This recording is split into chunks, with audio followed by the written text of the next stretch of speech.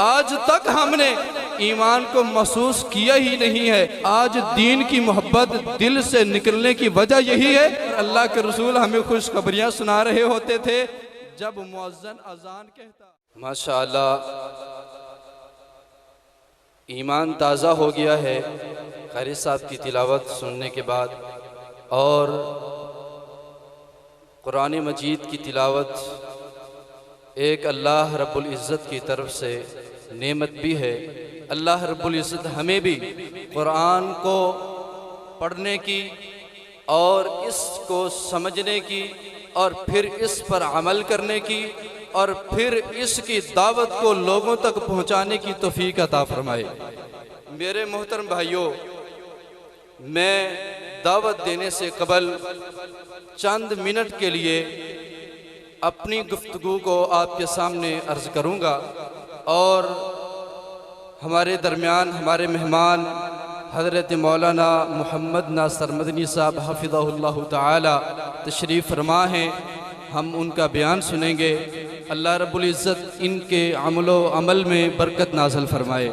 मोहतरम भाइयों, कुरान मजीद की तिलावत से ईमान ताज़ा होता है। और ईमान क्या चीज़ है? ईमान जब तक इंसान के अंदर नहीं है उस वक़्त तक बंदा बेकार है, उसकी ज़िंदगी बेकार है और उसके लम्हात भी बेकार हैं। इसलिए हमें अपने ईमान को मजबूत रखना चाहिए।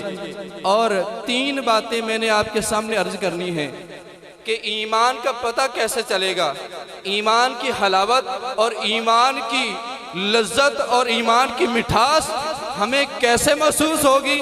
आज तक हमने ईमान को महसूस किया ही नहीं है। अगर हमने ईमान को महसूस किया होता तो अल्लाह की कसम उठा के कहता हूँ, हम कभी मस्जिदों को छोड़ते ना, हम कभी नमाज को ना छोड़ते, और हमारे दिलों के अंदर सिर्फ और सिर्फ दीन की मोहब्बत होती।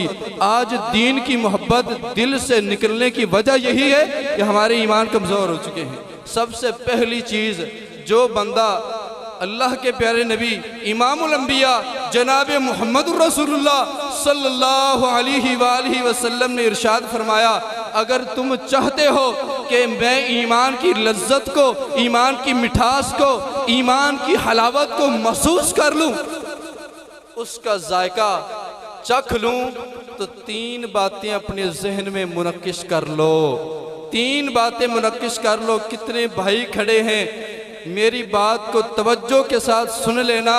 अल्लाह की कसम उठा के कहता हूँ, ये मेरे जज्बात नहीं, ये मेरी शख्सियत नहीं, ये मैं नहीं हूँ। आपने मुझे नहीं देखना, आपने मदनी साहब को नहीं देखना, बल्कि देखना ये है कि उसकी ज़ुबान से किसका फरमान, किसकी तिलावत और किसकी हदीस हो रही है, क्या बयान हो रहा है, किसका बयान हो रहा है।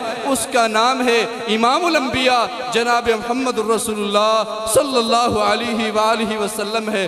अल्लाह के प्यारे नबी सल्लल्लाहु अलैहि वसल्लम ने इरशाद फरमाया, अगर जो बंदा ये चाहता है कि मैं ईमान की लज्जत को महसूस करूं और मुझे ईमान की मिठास मिल जाए, उसके लिए पहली शर्त और पहली निशानी ये है कि उसके दिल के अंदर अल्लाह और उसके रसूल की मोहब्बत आ जाए और सारी कायनात इधर की उधर रह जाए, लेकिन अल्लाह और उसके रसूल की मोहब्बत दिल के अंदर ऐसे बैठ जाए कि कायनात के अंदर छोड़ती है छोड़ जाए, रिश्तेदार छोड़ते हैं छोड़ जाए, बरादरी छोड़ती है छोड़ जाए, लेकिन अल्लाह और उसके रसूल की मोहब्बत दिल में होनी चाहिए। ये पहली निशानी, पहली शर्त है। अल्लाह की मोहब्बत दिल के अंदर होनी चाहिए। सैयदा आयशा रज़ी अल्लाह ताला अन्हा बयान करती हैं कि हम बैठे हुआ करते थे, अल्लाह के प्यारे नबी भी बैठे हुआ करते थे, हम बातें कर रहे होते थे और अल्लाह के रसूल हमें खुशखबरियाँ सुना रहे होते थे। जब मुअज्जिन अजान कहता, जब मुअज्जिन अजान कहता, जब अल्लाह अकबर की सदाएं बुलंद होती, मुअज्जिन अजान को कहता, अल्लाह की सदाएं को बुलंद करता, अल्लाह अकबर की सदाएं बुलंद होती, अल्लाह के रसूल सल्लल्लाहु अलैहि वसल्लम ऐसे हमसे जुदा हो जाते। सैयदा आयशा बयान कर रही हैं हमसे अल्लाह के रसूल ऐसे जुदा हो जाते, ऐसे चले जाते जैसे हमसे वाकिफ़ ही नहीं है, जैसे हमें जानते ही नहीं है। यह है अल्लाह की मोहब्बत दिल के अंदर।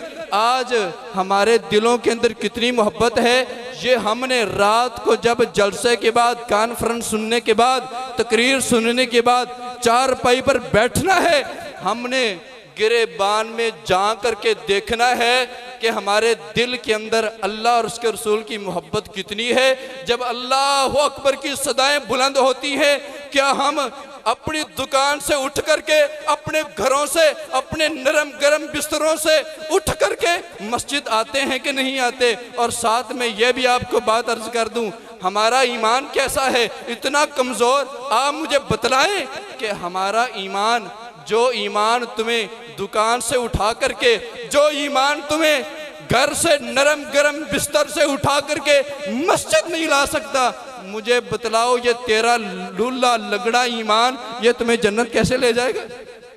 जो ईमान हमें हमारे कारोबार की मसरूफियत से निकाल करके मस्जिद नहीं ला सकता, ये ईमान हमें जन्नत कैसे ले जाएगा? दूसरी शर्त और दूसरी निशानी ये है कि हमारे ताल्लुक़ हैं दुनिया के अंदर और होने भी चाहिए, मोहब्बतें हैं दुनिया के अंदर होनी भी चाहिए, बीवी हैं, बच्चे हैं, भाई हैं, माँ है, बाप है, मोहब्बतें होनी चाहिए। लेकिन ताल्लुकात की बुनियाद क्या होनी चाहिए? ताल्लुकात की बुनियाद यह होनी चाहिए कि मोहब्बत हो तो सिर्फ अल्लाह के लिए, नफ़रत हो तो सिर्फ अल्लाह के लिए।